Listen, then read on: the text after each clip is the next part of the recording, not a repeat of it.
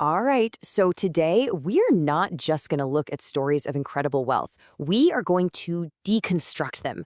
We're going to peel back the layers and reveal the actual strategic blueprints used to build billion-dollar empires. Okay, let's get into it. And that right there, that's the whole idea we're exploring. Wealth on this scale, it's not like winning the lottery. It's a deliberate, calculated construction of leverage and control, and it's built piece by painstaking piece. So that's the big question, right? We've managed to identify three core strategies, three really distinct paths that take you from the tangible world of physical stuff all the way to the abstract world of pure influence. Okay, our first blueprint is the most, well, foundational. This isn't about chasing the latest tech trend or building a cool app. Nope. This is about owning the actual things that nations literally cannot function without. So what you're seeing here is a really crucial strategic leap. Take Aliko Dangote.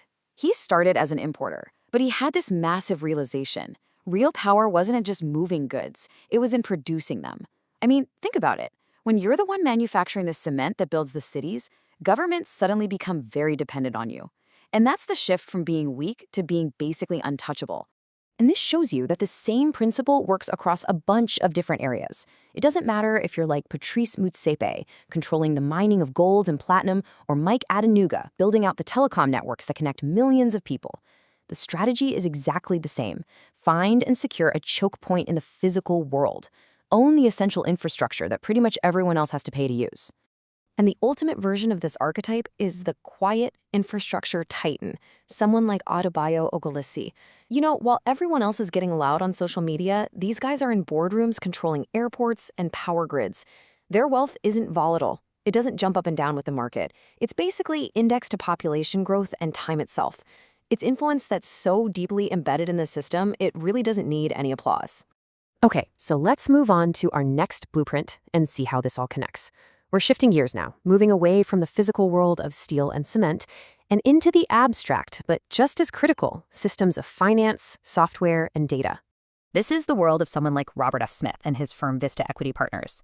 Forget trying to build the next big thing. This playbook is all about finding profitable, kind of boring, but essential software companies. You know, the kind that no Fortune 500 company can live without. And then just optimizing them to death. You strip out all the costs, you lock in long-term contracts, and you just let the cash flow. The key thing to get here is this is capitalism with all the emotion completely stripped out. But you know, controlling the code isn't always that clean and detached. You have to contrast the allocator with the tech founder, like Tope Awotona of Calendly. The allocator, they risk capital, but the founder risks everything. Every single bug, every outage, every time payroll is due, that is their personal burden. It's a really brutal, narrow path where either your product works at a global scale or you just vanish without a trace. And then the final piece of this blueprint, you have the data strategist, like Alex Karp of Palantir. These guys don't sell products to you and me. No, they sell insight to governments and intelligence agencies. Their software gets so deeply woven into the decision-making process that it effectively becomes the very lens through which power sees the world. Our third blueprint is probably the most modern one. This is all about taking the intangible stuff, things you can't touch, like attention, trust, and cultural relevance, and methodically converting them into hard equity and actual ownership. Just read that. That one line explains the entire strategy of what we call the media architect.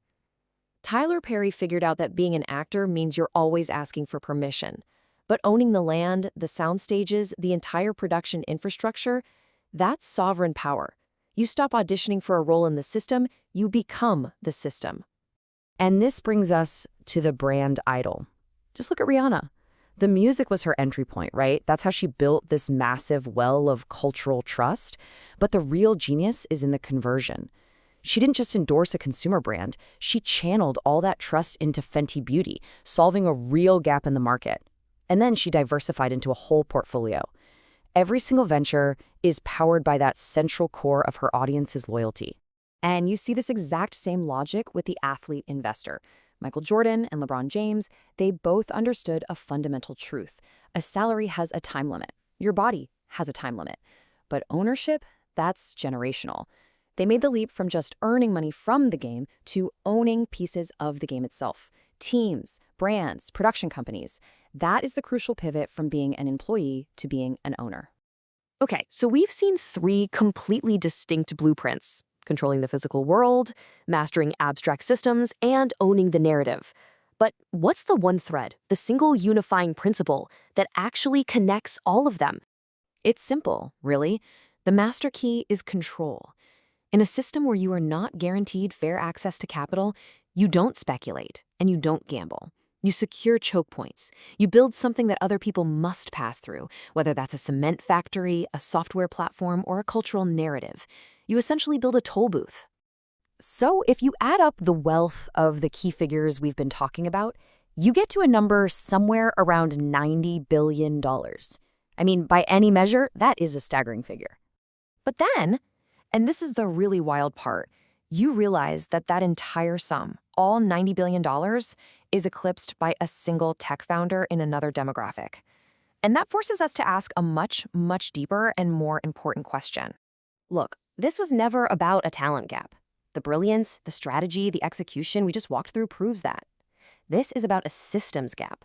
The economic and financial systems that are in place, they're the ones that determine who gets access to the kind of capital and networks that allow wealth to compound at an exponential, reality-bending scale. So at the end of the day, these aren't just feel-good success stories. They are maps of power, detailing different routes with different risks and different costs. They show you how, when you're faced with systemic barriers, control has to be engineered.